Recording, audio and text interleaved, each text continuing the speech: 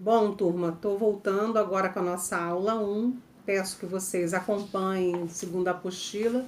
Geralmente em sala de aula eu passo os slides, né, com as aulas resumidas, os pontos mais importantes.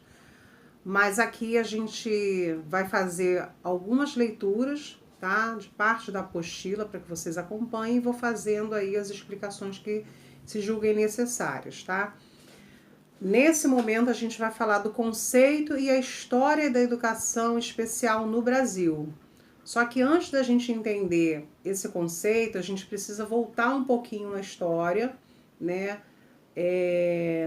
No período lá, Brasil Império, onde na Constituição de 1824 foi consagrado o direito à educação a todos os brasileiros. E isso foi mantido nas constituições de 1934, 1937 e também 1946.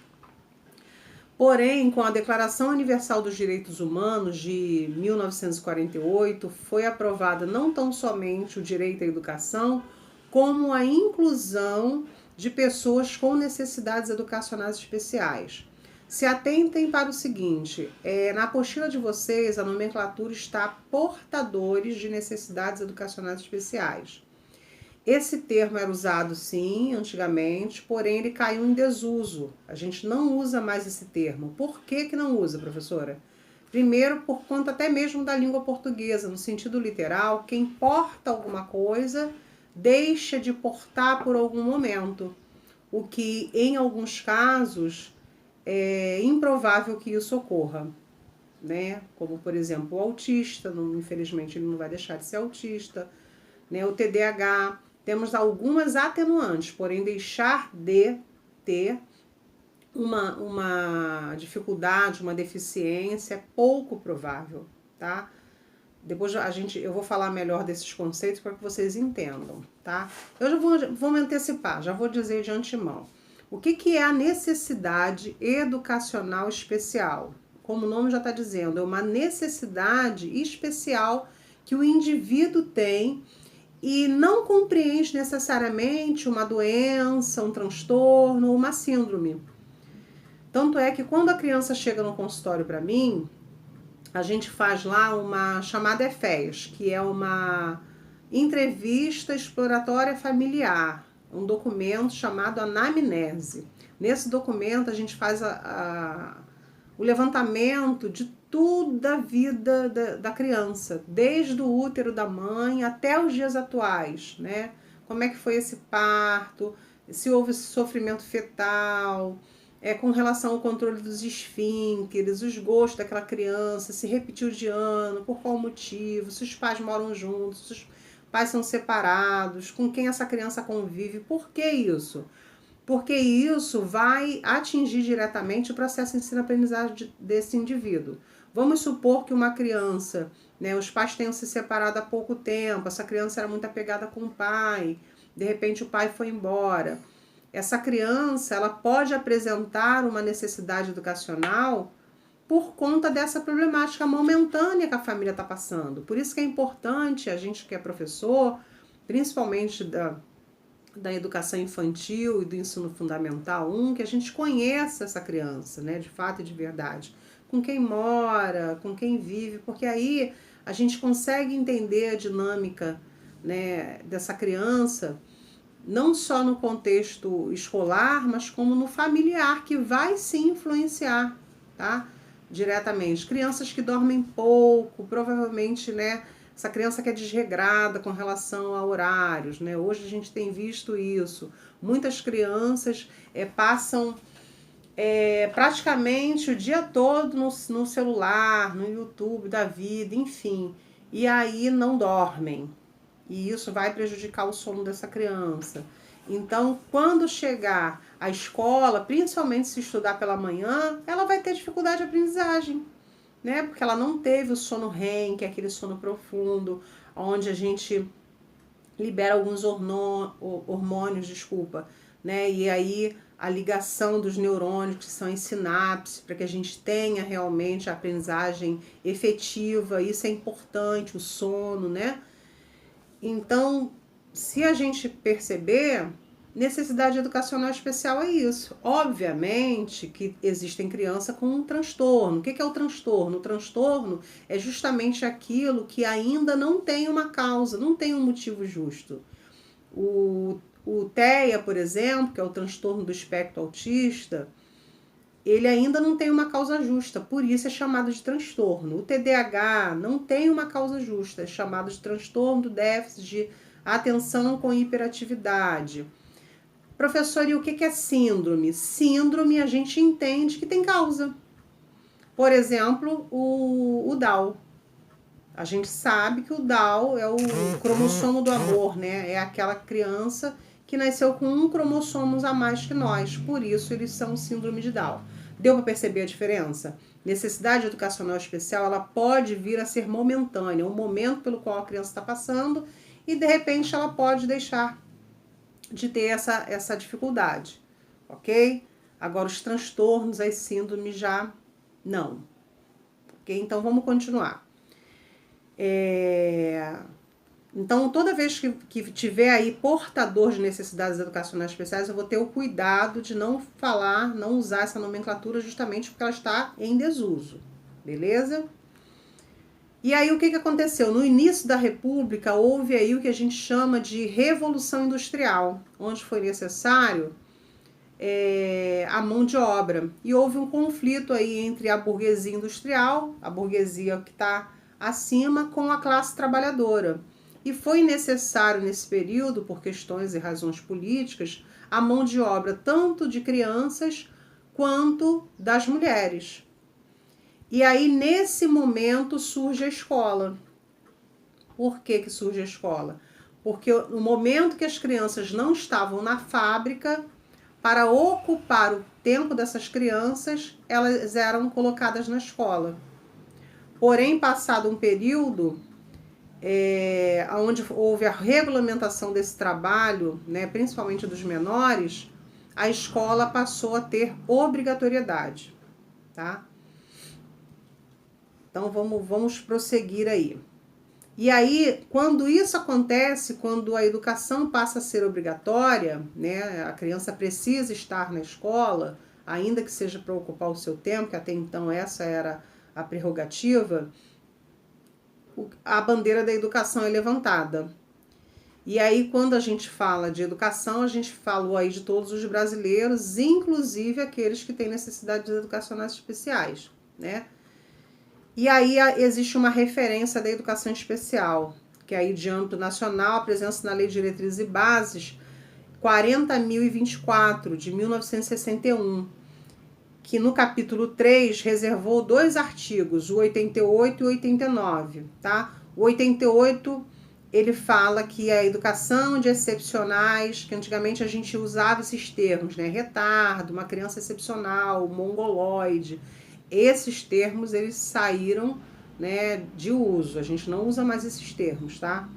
São crianças com deficiência cognitiva, crianças com déficit cognitivo, ou quando não, tá?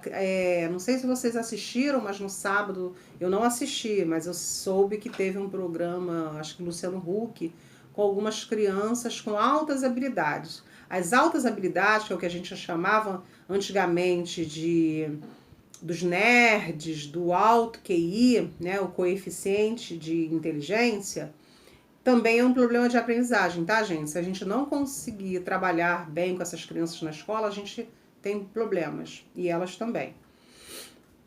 Então, aí vai dizer que a educação de excepcionais deve, no que for possível, enquadrar-se no sistema geral de ensino a fim de integrá-lo na comunidade.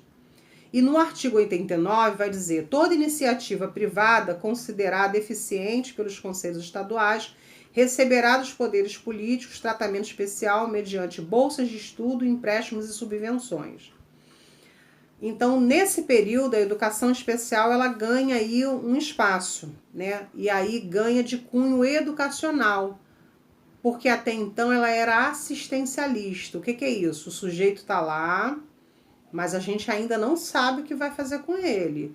Então, a princípio, a fala era, ele está interação com o outro, tá socializando. Ainda não se tinha a preocupação de aprendizagem, de mudanças em planejamento, em adaptações curriculares, em EPEI, tudo que a gente vai falar daqui para frente.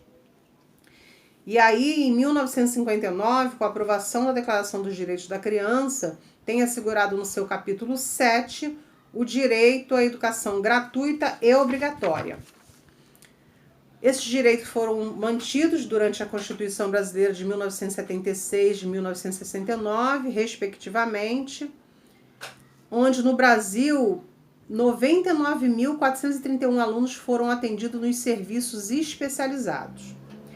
E dado a isso, né, durante esse processo histórico da educação, e principalmente dos alunos com necessidades educacionais especiais, se dividiram em 4 fases que colaboraram para a evolução da educação especial, tá?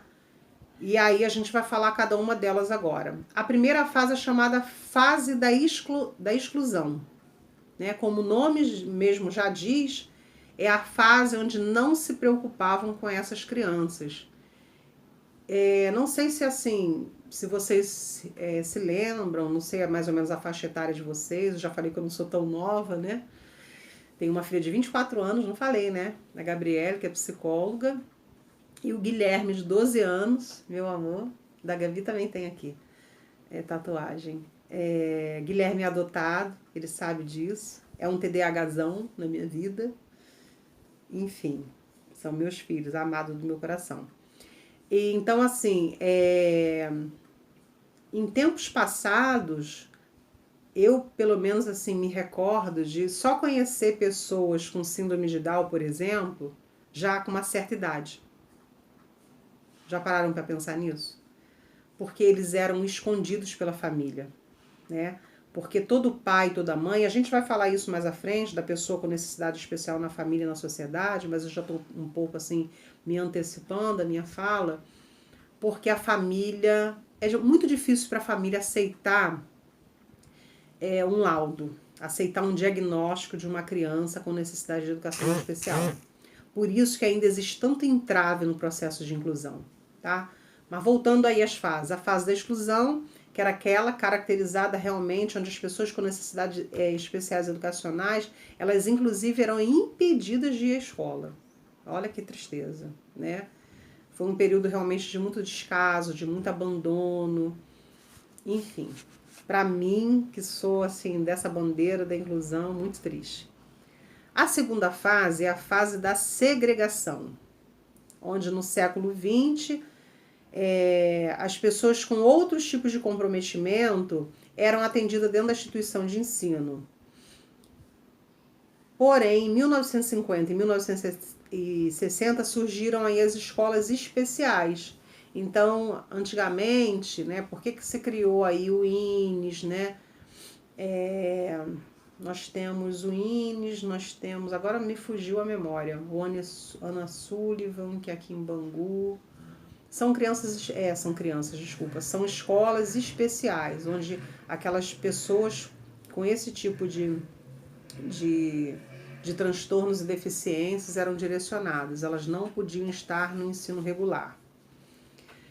Fase da integração. Nesse período, os indivíduos só eram aceitos nas escolas regulares se eles pudessem, se as suas limitações pudessem se adaptar ao sistema daquela escola.